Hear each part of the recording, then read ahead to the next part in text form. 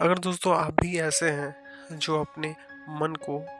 नियंत्रण में नहीं कर सकते हैं, यानी कि आपका मन अशांत रहता है, तो आप बस एक बारी इसे देख लीजिए।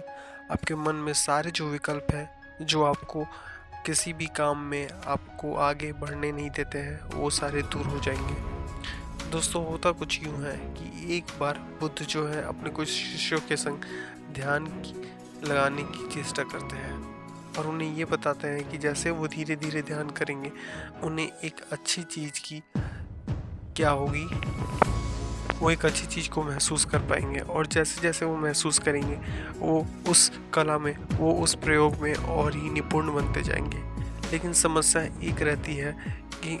उन पे कोई भरोसा नहीं करना चाहता। क्यों? क्योंकि इससे पहले बहुत बार शिष्य ऐसे थे जो कि कोशिश तो करते थे लेकिन वो सफल नहीं हो पाते थे, यानी कि वो असफल हो जाते थे। तो बुद्ध ने फिर कहा कि अब वो करेंगे और सिर्फ उन पे अपना ध्यान केंद्रित रखना होगा। ऐसे दर बदर साल पे साल बीतते गए और उनके शिष्य जो हैं वो कुल और भी बढ़ते गए। वो धीरे धीरे धीरे साल पर दर साल बढ़ते गए। इससे होता ये था दोस्तों कि जो उन पर भरोसा नहीं करते थे अब उनकी सारी बातें मानने लगे। और जैसे जैसे उन्होंने कहा था कि सिर्फ एक समय पे एक ही विचार लाओ और उसी विचार को अपनी पूर्ण जीवन को समर्पित कर दो, धीरे धीरे उनके सारे शिष्य उनकी सारी बातें मानने लगे। और सबसे पहले उन्होंने जो तरीका बताया वो ये बताया कि तुम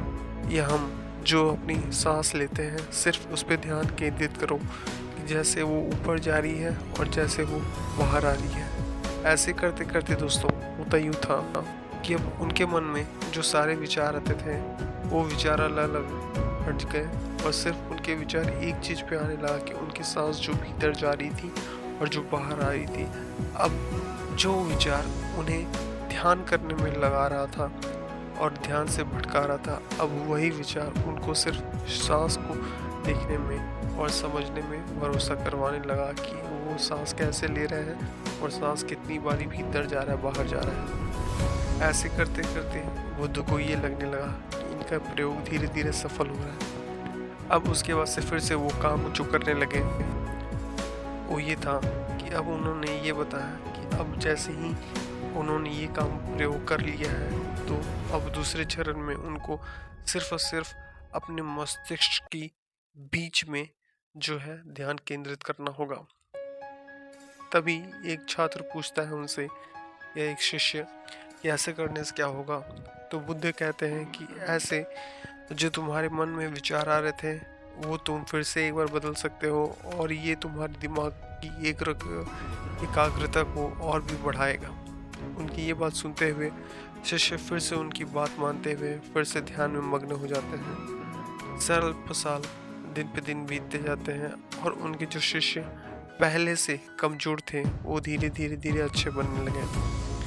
अब जैसे ही वो आगे बढ़ते हैं उनको ये समझ में आ जाता है कि इनका ये जो प्रयोग था ये भी सफल हो रहा था। इसके बाद से तीसरे चरण में जो बुद्ध हैं वो ये कहते हैं कि अब इनको सिर्फ और सिर्फ अपनी आंखों को बंद करके ये सोचना है कि वो एक जगह बैठ गए हैं और ऐसे वो कितनी देर तक बैठ के सोच सकते हैं। तो दोस्तों होता यूँ है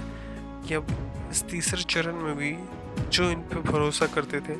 उन्होंने धीरे धीरे धीरे अपनी आंखों को बंद करके सिर्फ बैठने पे विचार करने लगे।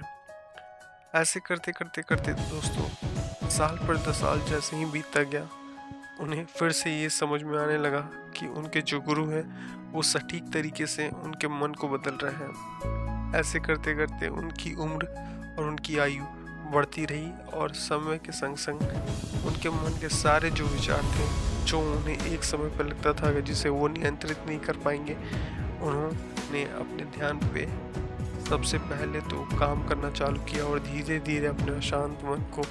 नियंत्रण में लाया। ऐसे करते करते दोस्तों अंत में होने लगा ये कि अब उनके मन में जो सारे विचार आते थे एक के संग एकाएक जैसे ही वो कुछ काम करते थे उनके मन सबसे पहले उन्हें ये बताते थे कि वो इस कर पाएंगे या नहीं कर पाएंगे। वो उन विचारों को बंद करके उस समय जो सिर्फ काम करते थे सिर्फ और सिर्फ अपने आप को वहाँ पे लगा देते थे और इसका परिणाम स्वरूप यही आता था कि वो जिस समय जिस काम को कर रहे थे सिर्फ और सिर्फ उसमें मग्न हो जाते थे। ऐसे करने से देखा जाता था कि सिर्फ और सिर्फ उसी काम को वो सोचते और सोचने के बाद उन्हें ये लाभ मिलता कि पहले जो वो खुद को असहाय और कमज़ोर महसूस करते थे, वो धीरे-धीरे अपने आप को शक्तिशाली महसूस करने लगे और उनका दिमाग जो उनको बार-बार ये भरोसा दिलाता था कि वो ये काम नहीं कर पाएँगे, उनका दिमाग अब ये कहने लगा और उनकी सहायता में आ गया कि अब वो कोई भी काम कर सकते हैं। ठीक उसी तरह धीरे-धीरे, धीरे-धीरे बुद्ध ने फिर से एक तरीके को आज़माया और वो अगली बार अब ये था कि उन सारे विचारों को ख़त्म करके इन्हें एक नदी के पास लेके जाया जाए, जहाँ पे इनकी जो ध्यान मग्न है और क्या ये सही तरीके में उस चीज़ में ढल पाए कि नहीं, जहाँ पे बहुत सारे शोरगुल्ला होता था, उन्हें वहाँ पे ले जाके प्रयोग करने लगे। अब जो एक समय एक शिष्य शांत जगह में अपने मन को नियंत्रित नहीं कर पाते थे, वो अशांत वातावरण में अपने अशांत मन को शांत करके ध्यान मग्न में लगने लगे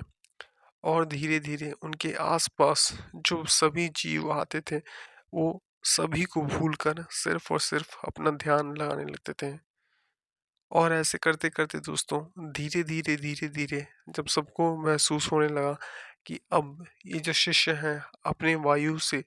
और आयु से बहुत आगे बढ़ चुके हैं और ध्यान केंद्रित करने के बाद से इन्होंने अपने जैसे कई असहाय लोगों को शिष्य बनाया बुद्ध का और उन्होंने ये सफल बता दिया कि अगर आप खुद पे भरोसा करते हो और अगर आपको नियंत्रण करना है अपने दिमाग पे, तो सबसे पहले आपको उस विचार को लेके आना होगा कि आप नियंत्रण खुद को कर सकते हो। ऐसे करते करते आपको ये चीज़ समझ में आ जाएगी कि जैसे ही आपका मन धीरे धीरे अशांत से शांत की तरफ बढ़ेगा, तो सबसे पहले तो आपको बहुत सारी दिक्कतें आएंगी, लेकिन आपको अपने मन को बार बार ये चीज़ बताना है कि आप कर सकते हो। ऐसे करते करते दोस्तों ठीक एक समय आपका दिमाग आपकी बातों को मानने लगेगा और आप जो शांत जगह में भी आप कुछ नहीं कर पा रहे थे, वो आप अशांत जगह में भी अपने मन को नियंत्रित करने के बाद से अपने काम को अच्छे तरीके से कर सकते हो। दोस्तों छोटी सी कहानी ये हमें ये चीज़ सिखाती है कि कोई भी काम छोटे से होता है। अगर आप एक समय एक काम को अच्छे से नहीं कर पा रहे हो, तो इसकी कोई भी संभावना नहीं है कि ठीक दूसरी जगह जाके दूसरे काम को वो अच्छे से कर लोगे। तो सबसे पहले दोस्तों किसी भी चीज़ में समय लगता है। दूसरी बात, अपने दिमाग को नियंत्रित करने के लिए आप प्राणायाम, योगा या बहुत सी ऐसी चीज़ें हैं, ये अपने सांस पे ध्यान केंद्रित करके आप देख सकते हो कि कितनी देर तक आप रख सकते हो। और ऐसे करते करते आपको ये चीज़ समझ में आ जाएगी कि आप जो पहले कुछ नहीं कर पा रहे थे, वो सिर्फ और सिर्फ एक प्राणायाम, एक योगा या एक सिर्फ जगह पे ध्यान केंद्रित करने के बाद से आप बहुत आगे निकल रहे हो। तो हमेशा ये चीज़ बात याद रखिए दोस्तों, अपने मन को अगर नियंत्रित करना हो तो अपने आप को नियंत्रित करिए।